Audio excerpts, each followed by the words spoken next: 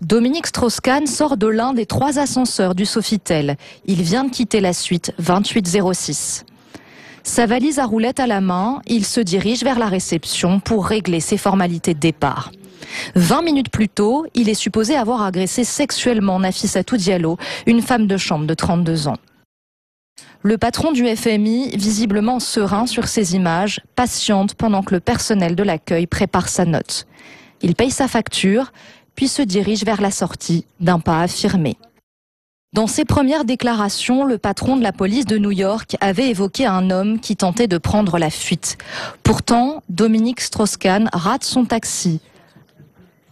Pas d'affolement, il en prend un deuxième. Il passe un coup de fil, il appelle sa fille, avec qui il a rendez-vous dans un restaurant situé à proximité du Sofitel. DSK est dans le taxi, il est 12h30. Son départ de l'hôtel a duré 2 minutes 55. Il est 12h51, soit 45 minutes après son agression supposée par Dominique Strauss-Kahn. La femme de chambre sort de l'ascenseur, accompagnée par l'une de ses responsables et par Derek May, un agent de la sécurité. Cet agent passe un coup de fil depuis la réception à un interlocuteur inconnu. À 12h53, Brian Yearwood, ingénieur en charge de la vidéosurveillance de l'hôtel, sort à son tour de l'ascenseur. 1 minute plus tard, les 2 hommes retrouvent Nafissatou Diallo et sa responsable dans un couloir de service au rez-de-chaussée. Nafissatou Diallo est assise, elle n'est ni prostrée ni en pleurs. 8 minutes d'attente avant que l'un des agents écoute son témoignage. À 13h04, Nafissatou Diallo décrit enfin son agression supposée à un 3e homme, un autre agent de l'hôtel, Adrian Brunch. Il est dans ce local de sécurité, on ne le verra jamais à l'image. Elle fait des grands gestes, se touche la poitrine, elle est agitée et volubile.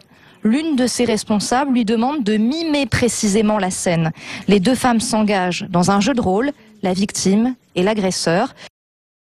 Puis Nafissatou Diallo se retrouve à nouveau seule. Assise, elle attend, elle semble délaissée par les autres membres du personnel. À 13h33, Adrian Brunch compose le 911, il appelle la police. 1505, commissariat. Quel est l'objet de votre appel? Alors, je voudrais signaler une agression sexuelle. Et qui est le plaignant? Nous sommes à un hôtel. Une femme de chambre a été attaquée par un de nos clients.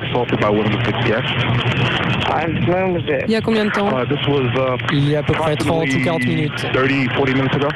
Agressé sexuellement? Oui. Par un client dans l'hôtel? Mais quel est le nom de l'hôtel? Hôtel Sofitel. Vous répétez? Sofitel. S-O-F-I-T-E-L. Après le coup de fil à la police, les 2 agents de l'hôtel, Derek May et Brian Yearwood, vont s'isoler. On les retrouve dans un autre local où ils sont seuls, sans témoins. Ils se parlent, puis soudainement explosent de joie. Ils se frappent dans les mains et s'enlacent. Derek May réalise quelques pas de danse. Un journaliste américain avait évoqué une danse de la joie de 3 minutes. La direction du Sofitel avait rectifié le tir, précisant que cette séquence durait 8 secondes. Cette scène dure en réalité montre en main 12 secondes. Que célèbrent exactement ces 2 agents? La direction de l'hôtel évoque une joie liée à l'annonce d'un résultat sportif. Pourtant, aucune grande compétition sportive ne s'est terminée à cette heure-là. Alors justement, le groupe Accor a réagi à la diffusion de ce document. Je cite, « L'idée que ces vidéos établissent l'implication d'Accor dans un complot est un non-sens. » Et puis à propos de cette scène qu'on vient de voir montrant des employés exprimer leur joie, le groupe affirme que les salariés ne se souvenaient pas précisément des raisons de cette congratulation. À ce moment-là, ils ne connaissaient pas non plus le statut politique de Dominique Strauss-Kahn. D'après la direction du groupe, Sofitel assure avoir toujours coopéré avec la justice américaine. Fin du communiqué d'Accor. Alors Michel Topman, je me tourne à présent vers vous. Vous êtes l'auteur du livre Affaire DSK, la contre-enquête. Ces images, elles ne prouvent rien. Ben écoutez, rien ne prouve jamais rien. Bon. Mais un rien plus un rien plus un rien plus un rien, ça peut prouver quelque chose. C'est-à-dire, qu'est-ce qui vous interpelle? Attendez, moi, ces images, d'abord, je